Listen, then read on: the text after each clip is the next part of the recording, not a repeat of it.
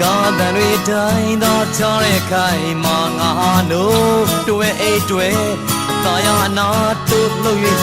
ငါမိတ်ဆွေကိုနှိုးရင်နှုတ်ဆက်မကြုံလို့လွယ်မရတဲ့နေ့ရဲ့ရောက်လူလာခွင့်ပြုတငယ်ချင်း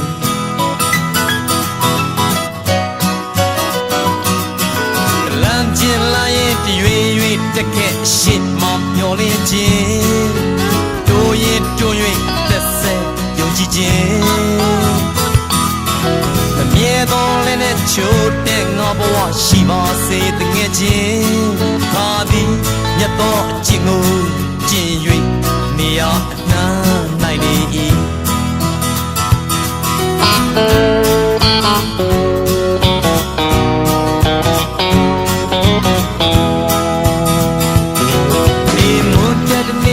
ပိုင်းနဲ့စားချွန်းလင်းရောင်တွေလွှမ်းမိုးတလဲလဲအနောက်တောင်လေးတွေဖြည့်ညစ်တိုက်ခါ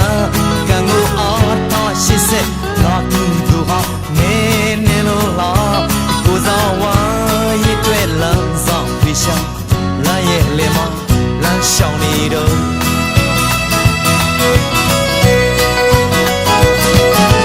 လမ်းပြလာရဲ့တရွေ့တက်ခဲ့ရှိမှမျောလင်းခြင်း